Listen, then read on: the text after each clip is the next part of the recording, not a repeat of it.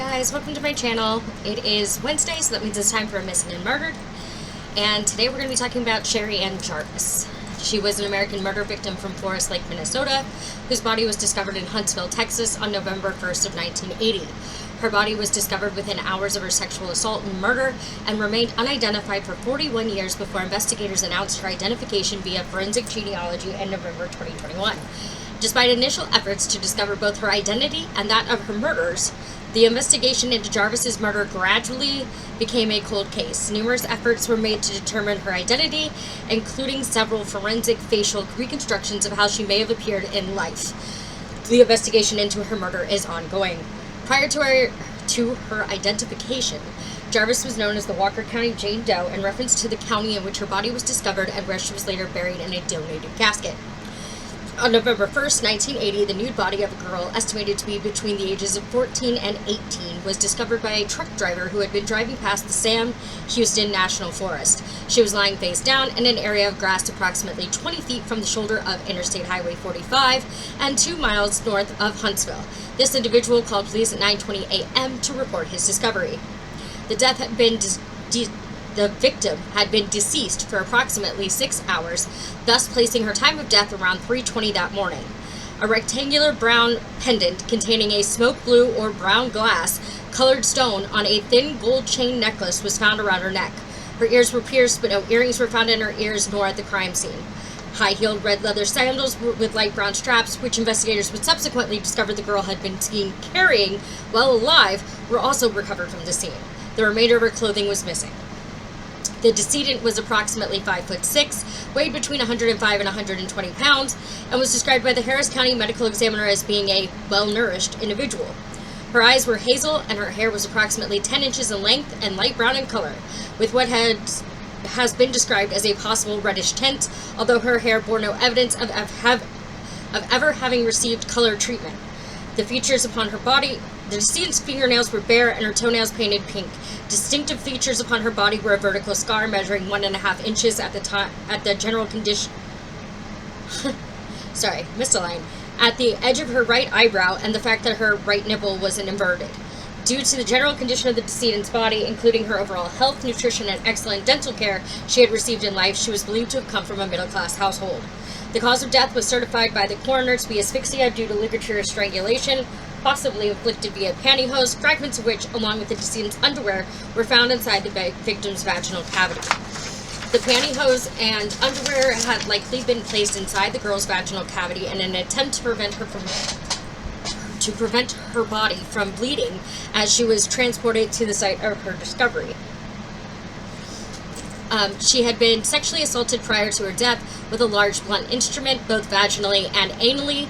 It is unknown if the girl had been conventionally raped, as no biological evidence attesting to this form of sexual assault was discovered either at the crime scene or in the coroner's subsequent examination of her body.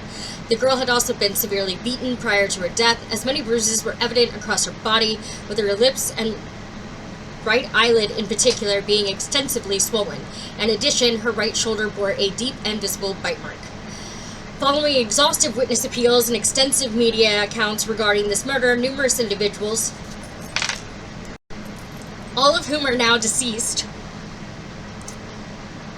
informed investigators they had seen a teenage girl matching the decedent's description within the 24 hours prior to her murder. These individuals include the manager of a South End Gulf Station and 2 employees at the Hitch and Post truck stop, all of whom described this girl as wearing blue jeans, a dirty yellow pullover, and a white knit sweater with noticeably large pockets which extended past her waist. This girl had been carrying red leather straps, high heel sandals. Both inmates and employees of the Ellis Prison Farm were canvassed and shown mortuary photographs of the victim, although none was able to identify her. According to a detective working the cold case in the 21st century, only one inmate was of a similar age to the victim. Investigators were never able to establish a connection between the two of them. Investigators traveled to both the Rockport and Arkansas Pass districts to consult with law enforcement and personnel regarding any missing females whose physical descriptions matched that of the victim. Staff at schools in both districts were also contacted by investigators for the same purpose. Numerous Texas high school yearbooks were searched for only any female known to be English language is not working for me today. Any female known to be missing whose physical features matched her description. None yielded results, and no missing person reports relating to young Caucasian females were matched to the victim at that time. Despite the fact police and media appeals in the towns of Rockport or Arkansas Pass to discover the identity of the victim failed to produce any fruitful leads as to her identity, it was thought that she may have indeed hailed from the general region she had stated to the waitress at the Hitch and Post truck stop the evening prior to her murder.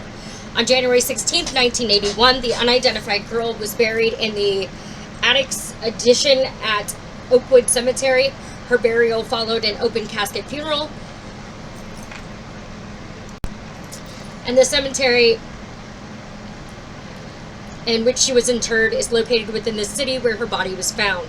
She reads, unknown white female, died November 1st, 1988. She is buried underneath a tombstone donated by Morris Memorials. A new tombstone bearing her name, nickname, photography, and the inscription, never alone and loved by many, has since been erected. The remains of Walker County Jane Doe were exhumed in 1999 in order to conduct a further forensic examination of her remains, including the obtaining of a DNA sample from her body. This second forensic examination of her body revised the likely age of Walker County Jane Doe to be between 14 and 18 years old, with investigators stating they believed the most likely age of Walker County Jane Doe is to be between 14 and a half and 16 and a half years old. On November 2015, the case was officially reopened by the Walker County Sheriff's Office. DNA testing was also conducted upon the high-heeled red leather sandals found at the crime scene. The results of this testing remain undisclosed. Local police departments also actively monitored other missing persons reports for any potential matches to the victim. Investigators have also reached out to the public via various online websites, news media, and television networks in hopes of generating further leads of inquiry, all of which, to date, have been unsuccessful in identifying her murderer or murderers. Several forensic facial reconstructions have been created to illustrate estimations of how Walker County Jane Doe may have looked in life. In 1990, with investigators stating they believed the most likely age of Walker County Jane Doe to be between 14 and a half and 16 and a half years old. In November 2015, the case was officially reopened by the Walker County Sheriff's Office. DNA testing was also conducted upon the high-heeled red leather sandals found at the crime scene. The results of this testing remain undisclosed. Local police departments also actively monitored other missing persons reports for any potential matches to the victim. Investigators have also reached out to the public via various online websites, news media, and television networks in hopes of generating further leads of inquiry, all of which, to date, have been unsuccessful in identifying her murderers. I think I just read this. If I did, I write it again, and I'm sorry. Several forensic facial reconstructions may have been created to illustrate estimations of how Walker County Jane Doe may have looked in life. In 1990, forensic and portrait artist Karen Taylor created a post-mortem drawing of Walker County Doe, in which she incorporated an estimation as to the appearance of the necklace she had been wearing. An investigator at the Walker County Sheriff's Office has also created a facial rendering of the victim. Taylor has included this case in her book, Forensic Art and Illustration, in which she confessed having experienced difficulties in creating her sketch of the decedent, as the only frontal photograph made available to her at the time was of one taken after the victim had received extensive reconstructive cosmetic surgery at the Huntsville Funeral Home in order for her facial features to be sufficient to be viewed in an open casket funeral. Taylor further explained that a scaled photograph of the girl's necklace was not made available to her, and she was forced to guess the size of this item of jewelry for the facial reconstruction she produced. Within the decade prior to Walker County Jane Doe's identification, the National Center for Missing and Exploited Children constructed and released two facial reconstructions of how the victim may have appeared in life. The first facial reconstruction was released in 2012, and the second shortly after the 35th anniversary of her murder. All facial reconstructions were created with the aid of studying mortuary photographs taken of the victim. In 2020, the Walker County Sheriff's Office partnered with Othram Incorporated to attempt to identify Walker County Jane Doe via genetic genealogy. Initial attempts to extract usable genetic materials from her remains were unsuccessful, but testing on her preserved tissue samples yielded usable DNA, which was used to generate a genetic profile of the victim and construct a family tree. Through this family tree, living relatives of the victim were identified and located. DNA swabs from these individuals were used to confirm the identity of Walker County Jane Doe in 2021. On November 9th of 2021, the Walker County Sheriff's Office publicly announced the identity of Walker County Jane Doe as 14-year-old Sherri Ann Jarvis, who had run away from Stillwater, Minnesota in 1980. Her identification had previously been announced in late September 2021 by forensic artist Carl Koppelman, who had produced several forensic reconstructions of the victim and who announced that her identity was temporarily being withheld to give her family sufficient time to grieve privately. Jarvis was known as Tossie to her friends. She had been removed from her home and placed under the state's custody at age 13 due to habitual truancy and had run away shortly after her 14th birthday. Her final contact with her family was in the form of a letter pinned to her mother from Denver in August of 1980. In this letter, Jarvis indicated that she was frustrated at being placed in state custody, but intended to eventually return home. At this formal announcement, a statement from her family was read, expressing gratitude for the dedication of all who had worked to identify Jarvis and to, quote, provide the long-awaited, albeit painful answers, end quote, to their questions as to her whereabouts, adding that they took comfort from the fact that she had been identified. This statement also thanked those who had visited her grave while she had remained unidentified and emphasized the family's wish for her murderers to be brought to justice. The investigation into Jarvis's murder is ongoing, and investigators have stated discovering Jarvis's identity has given them some positive leads of inquiry that they are actively pursuing. Some individuals have speculated how Jarvis may have been assaulted and murdered by a female assailant as opposed to a male. This hypothesis was initially suggested by journalist Michael Hargroves, who based this assumption upon the fact that no semen was found upon or within Jarvis's body or at the actual crime scene, and that the only sexual assaults conclusively proven to have been found committed upon the girl were performed by aggressively forcing an object or objects into her bodily orifices. Hargreaves elaborated his hypothesis by stating that men who commit crimes of a sexual nature are typically known to bite their victims upon sensitive areas of the body as opposed to the shoulder, as had occurred in this case.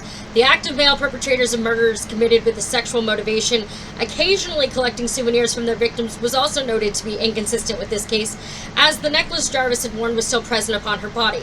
However, the fact that it is unknown if Jarvis had worn other items of jewelry at the time of her murder and that her ears were pierced yet her earlobes held no earrings may negate this portion of Hargrave's hypothesis. Furthermore, most of the girl's clothing was missing from the crime scene. A possibility exists that Jarvis may have been murdered by the same perpetrator as another formerly unidentified murder victim, Deborah Jackson, known as Orange Socks, who was murdered almost exactly a year prior to Jarvis and whose body was found in Georgetown, Texas. Serial killer Henry Lee Lucas had also been named as a possible suspect in this case, although the bite mark found upon Jarvis's shoulder was inconsistent with Lucas's dentistry. No prime suspects have been named in this murder, although police have considered the possibility that the victim was murdered by a serial killer. In 2017, a theory arose that Jarvis may have been killed by the same perpetrator known to have murdered 3 other females in 1980 whose bodies were dumped along Interstate 45. All were strangled, some were sexually assaulted in a similar manner. All 4 victims were described by investigators as being high risk.